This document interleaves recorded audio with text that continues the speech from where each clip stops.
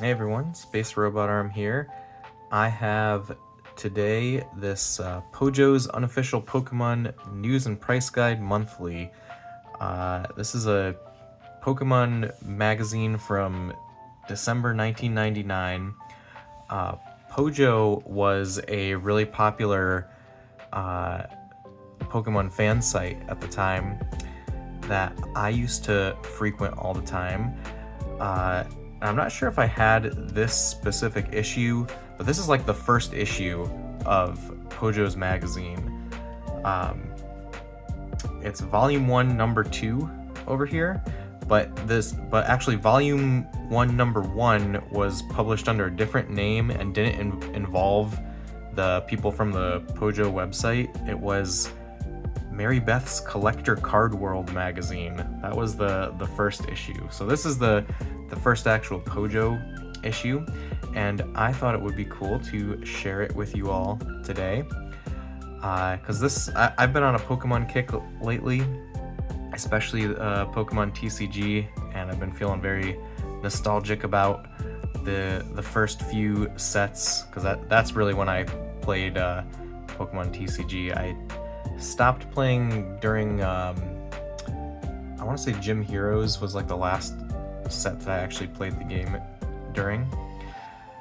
So on the cover of this magazine, there's a sneak peek of Pokemon the first movie, so that gives you a sense of like what the landscape was at the time that this was published.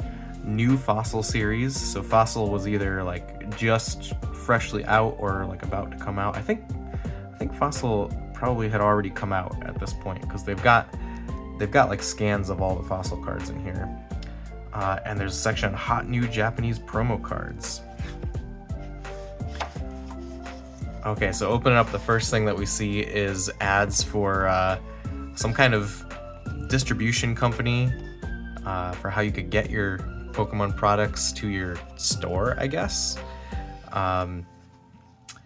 They've got the original base set booster packs over here, some plushies, and these action flips things. I don't remember ever seeing these back in the day, so I don't really know what those are. Alright, welcome to Pojo's new magazine. I'm happy to announce that the #1 Pokemon website, Pojo.com, has joined forces with H&S Media Inc. To bring you the coolest Pokemon magazine around. So that's what we're in for. So there's like a little bit of an intro over here, and then an ad for startcollecting.com. I guess this was either a website or a phone number you could call to order.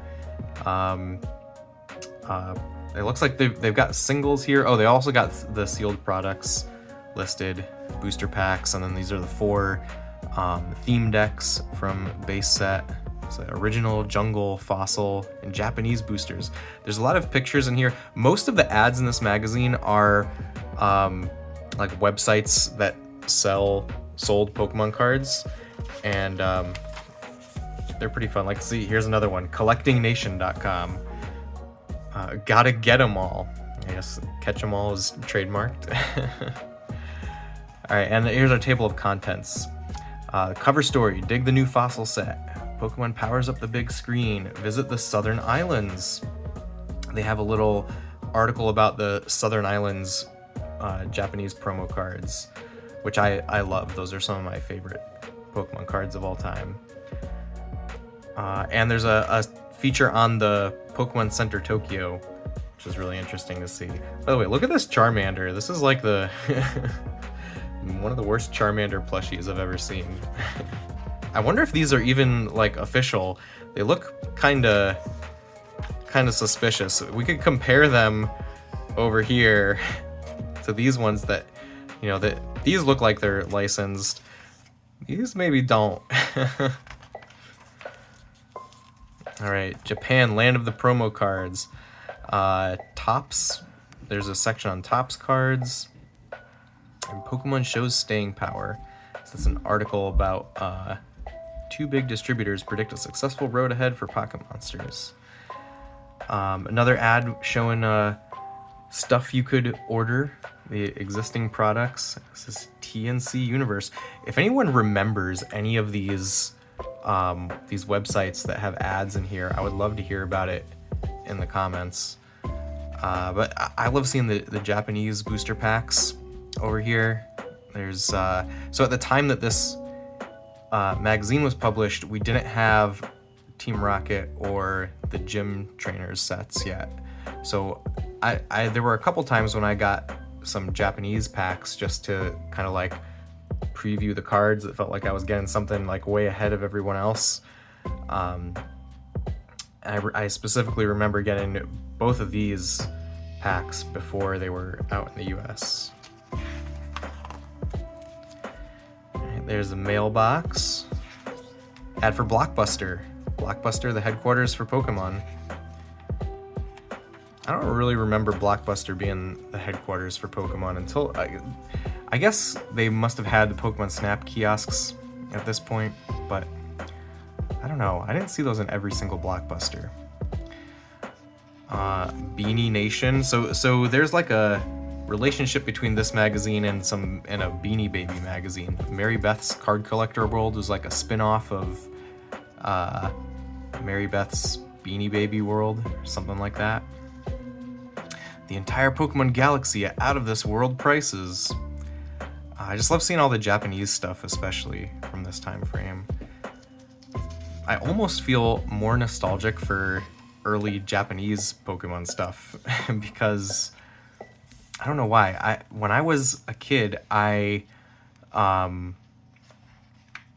remember I have this distinct memory of going to the Japanese Pokemon website and finding like an art gallery and just seeing some of the most beautiful nostalgic pictures ever. There's only one from that gallery that I've for sure found in recent days, and it's definitely Ken Sugimori artwork. But I don't know, I haven't been able to find pictures that really trigger that memory, but they're there in my brain. There's a little section on the mall tour for the trading card game. Here's the Southern Islands cards. So they came in like these envelopes with a pack of 3 cards. And they were like promos. I had this Togepi, Ivysaur, and Raticate one. And nowadays I only have the Ivysaur and the Raticate from it. I don't know what happened to my Togepi. I need to maybe get a replacement. I love seeing all the booster packs like spread out like this. Okay, this section just shows a bunch of random Pokemon merch. There's like a pinball game. Oh, these are interesting. These are like Mighty Max or Polly Pocket style toys, I think, and I don't remember seeing these at all when I was a kid. If I had seen them, I would have loved these, but yeah, I never encountered them. Let me know if you have.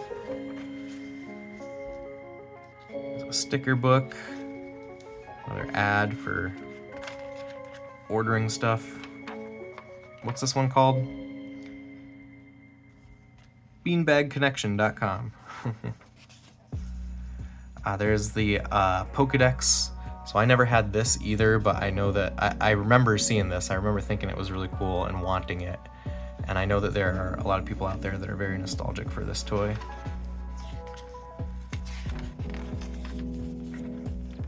Iguana's got a double page spread here. Let's see, what do they have? Oh, this is interesting. These are the theme decks from one of the gym sets.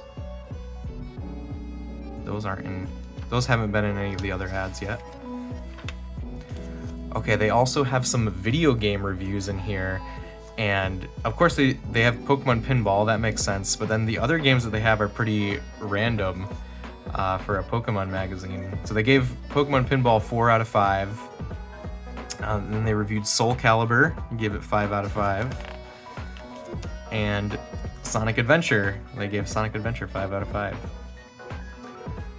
There are these little lenticular cards in here. One of them is still glued, one of them has come off, but that's how I got the magazine. Colossal Games, another buy list. Let's see, they have Japanese decks. You can buy them here. I wonder what basic is. What's a Japanese basic deck? I'm not sure about that. A cyber billboard. They've got little blurbs about a bunch of websites from the time. So this is Pojo.com. This is the website that the magazine is run by, or the same people that ran this website helped put this magazine together. What's this? This is Mary Beth's Beanbag World site, I guess. Official Hasbro site, Nintendo.com. I remember when Nintendo.com looked like this. I also remember when Pokemon.com looked like this. This would be a real interesting Wayback Machine adventure to go to all these websites. See, guard your cherished cards. So an article about binders and deck boxes. I used to have one of these deck boxes, not the one with Pikachu on it, but the same style with the Venusaur on it. But I don't know what happened to it. You know, it was with me for a really long time. I think it made it through my last move, but I don't know where it ended up now in this house. It might be here somewhere.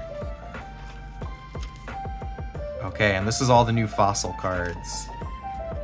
So, funny story, my 8-year-old, he's got a bunch of more modern Pokemon cards, and I was trying to play against him with my old school deck, and the newer Pokemon are really overpowered compared to the first 3 sets here. So I discovered that Ditto was pretty much the only way that I could win. So Ditto I've been very familiar. Also Haunter has helped me out because it's very hard to hit him. Haunter's good at stalling against my son's deck, while I can maybe find a Ditto. And I remember going to, I believe, the pre-release for Fossil. They had a pre-release event at KB Toys where I lived. And I used to go to the Pokemon League at KB Toys, Pokemon TCG League there. It was like a once a week, you just go there and play with other kids, play the card game with other kids, trade cards, etc.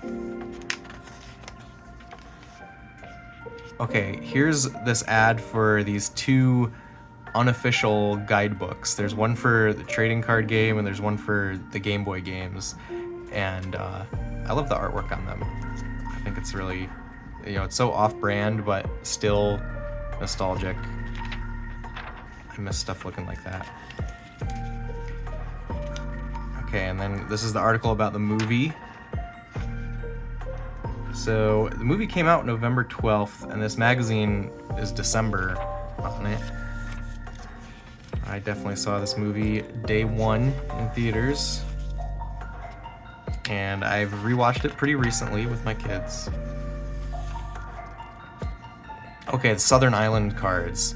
So this is maybe my favorite part of the magazine. So fans who attended the Pokemon movie last summer in Japan received a special presentation afterwards, the chance to buy the Southern Islands promotional cards. The limited edition one-time sets were created in conjunction with the film. They consist of 2 9-card subsets with postcards, Tropical Island and Rainbow Island, and just like other Japanese Pokemon products, these cards are hot among US collectors. I remember stores were selling these in the US, and yeah, this is the one that I got, and I think my brother bought a different one of them. Really sad that I don't have the envelope or the postcard that it came with anymore, but I do still have the Ivysaur and the Raticate.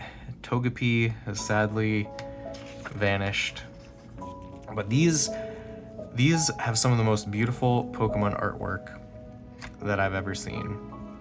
I love these so much. I would love to collect these in their entirety. I know that they did eventually release these in the US, but I think by the time that came out, I was already not into Pokemon cards anymore, and I think that the US versions are way more expensive than the Japanese ones. But the US release is pretty cool too. Okay, there's an article about something to do with Warner Brothers Studios. Maybe they had some kind of exhibit. Pokemon is here. There we go. I don't even know if Warner Brothers Studios is still a thing. Let's see, this is the article about Pokemon Center Tokyo. Okay, here's some pictures of Pokemon Center Tokyo in 1999. And I recently watched a YouTube video, I think, where they were going through Pokemon Center Tokyo, and it looked very different from this. Look at all the non-Pokemon stuff that's in this picture. There's like a Super Soaker, Zoids, whatever this is. And nowadays it's probably all Pokemon stuff. Here's some more cool pictures. These pictures are really like a time capsule, I think.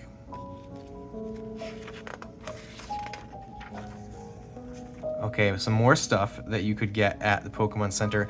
I did not really know about this 3rd anniversary Pocket Monsters Game Boy Color. This thing is so cool. I had to look this up on eBay, and it goes for like maybe like $300 for the console now. So definitely a rare Game Boy Color variant. I think it's really cool though. I definitely had this Pocket Pikachu as a kid when it was brought over to the US. There's some Pokemon food, and there's this centerfold, which is just a picture of plushies. So here, let's check out all these plushies: Pikachu, Jigglypuff, Meowth, Snorlax. And then on the other side, we got Charizard, Squirtle, Poliwhirl, and Eevee. I feel like we had Poliwhirl for some reason. I don't know if that's true, and I don't know if it, but I kind of feel like we had this Poliwhirl. Next time I go to my parents' house, I'll have to check. My parents have a bunch of our old toys and stuff in their basement, and at one point I went through and kind of tried to organize it by franchise, I guess. So there's like a Pokemon bin down there. Need to look through that. What are these? Anniversary Memorial Pin Set. Limited edition of 4,000. I wonder if those show up on eBay. Okay, Japan's hot promo cards. Basically, they're talking about the Birthday Pikachu and Ancient Mew. I thought Ancient Mew was the coolest thing ever. I still have a sealed Ancient Mew, which I think in the US they gave this out at the second movie in theaters. So I saw that movie twice in theaters. Because I have one that's open and one that's sealed. Enjoying the Pokemon Blitz? Good, because it's getting hotter and hotter. This is like looking at the prices, I guess. Must-have cards. Mew, all 5 Japanese. Were there 5 Japanese Mews already? Here Comes Team Rocket. I wonder why that's a must-have card. I wonder, yeah, these seem kind of random to be the must-haves. Like, I get the Charizard has always been a must-have. I guess Clefable was the hottest in Jungle. Alright, they have an article about how to spot counterfeits.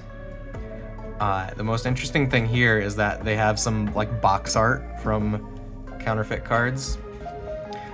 I had a fake Charizard card that had the back upside down. That's what they're saying here, is on a counterfeit, on some counterfeits, the card back is upside down. I had one of those.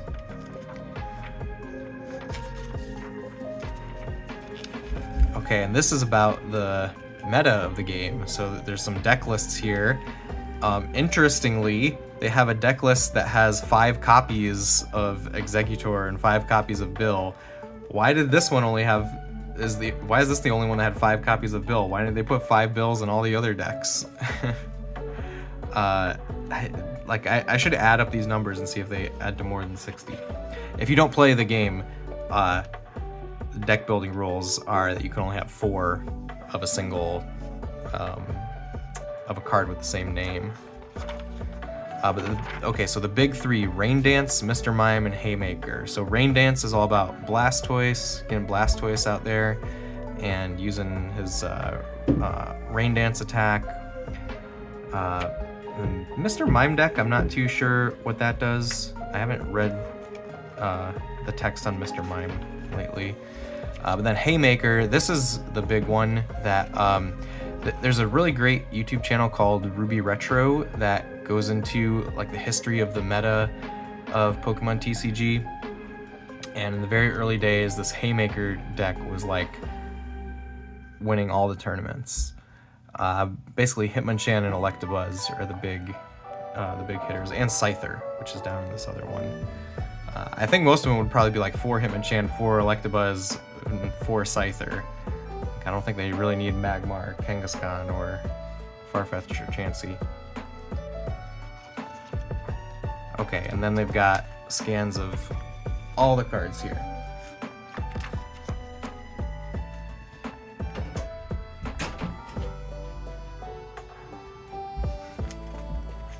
Okay, so this is base set, and I think they've got jungle after it, so it's just showing all the cards that exist. Maybe we should read Mr. Mime. Where's Mr. Mime? Oh, Mr. Mime is in jungle. We'll get there. I love this art on Porygon. That's one that sticks out at me. I love all the Pokemon TCG artwork, but Porygon is one that really sticks out. Pikachu is classic. They're showing the Red Cheeks version. I only recently learned that there's 2 variants of this artwork, where sometimes Pikachu has red cheeks, sometimes he has yellow cheeks. Okay, and the trainers. Professor Oak is probably the most powerful card in the first set. And then Bill is probably the second most powerful card. So, interestingly, I think they reprinted Bill, and nowadays you can only use 1 Bill per turn. It says that on the card, but that wasn't the case back then. Okay, here's Mr. Mime. What does this say about... Oh, I don't know if I can read the scan too well. Whenever an attack, including your own, does 30 or more damage... Oh, okay. So it prevents any damage that is more than 30. So it's basically like it's called Invisible Wall. That's the name of the power. So it's kind of like a stalling sort of deck. I guess that's probably the Mr. Mime archetype deck. Jungle was the newest set when I started collecting Pokemon cards. And so the Jungle set is kind of has a special place in my heart. Definitely love all the artwork from Jungle. I recently completed my collection of the base set, and now I think I need to collect the remaining Jungle cards. I opened a lot more base set booster packs when I was a kid. In fact, one year for Christmas, I asked for a booster box of base set. Never opened a Charizard in that whole booster box, funny enough. This is just the price list, by the way. Yeah, it'd be fun to compare this to the current prices. Let's see. They've got the Tropical Island cards. I need to see how much I can get that Togepi for to complete my Tropical Island. Okay, and here's they have scans of all these Topps trading cards as well, and I have a bunch of Topps Pokemon trading cards too, but the ones that I have are specifically from the movie. I think they're a different set than these ones that they've got in this magazine. The one fun thing about the Topps movie cards is that there's one of them that refers to Meryl as Peekaboo. So the lore there is before Meryl got its official English name, there were all kinds of rumors about it being called Peekaboo and being in red and blue version, and there being like special ways to catch it. Okay, this is really cool. There's another fold out thing. It's a play mat, but it's just like on the thin magazine paper. It would be really cool to like tear this out and maybe laminate it or something, but I mean, I love the look of it. I love the colors. I love the design. It's very 90s. But I also don't want to tear it out. It's been in this magazine for so long, for 26 years, 25 years. We can't tear it out now. Alright, more Topps cards. I should organize those Topps cards that I have. Basically just have them like somewhere in a box right now. Oh, you could subscribe for $50 for 12 issues. I don't know if that was a good deal. Pokemon shows staying power. Major distributors say Pokemon is on fire. Pokemon will be hot way beyond the holiday season. They were right about that. Okay, Monster Inventions. I think these are kids sent in their own designed Pokemon. We have Smart Chew. This one just says Pikachu, and Pika-Cute, Oddish, a white Oddish, and Weepin' Bell. And here is Chicky Puff, and there's Blue Ball. I like Blue Ball, that's my favorite. Okay, and then we've got some more ads. We just got some pictures of people and kids enjoying Pokemon. I like this little feature at the end. There's some games here to like match up these little snippets of pictures and guess what Pokemon are in them and stuff like that. And then here's the answers to those. Let's see, what's this one? Rainbow Tags Inc. Another place where you could get Pokemon cards. And then on the back, the back is another ad, and this confused me at first because it looks like, I see there's a picture of a computer monitor here, and my brain didn't immediately pick up why there's a computer monitor there, but it's because this is a website, Wallos.com. You have to go on the computer to buy stuff there. So that was Pojo's Unofficial Pokemon News and Price Guide Monthly, Volume 1, Number 2, December 1999. Thank you for letting me share that with you. Please let me know what you think down in the comments, and I hope you have a great day. Bye.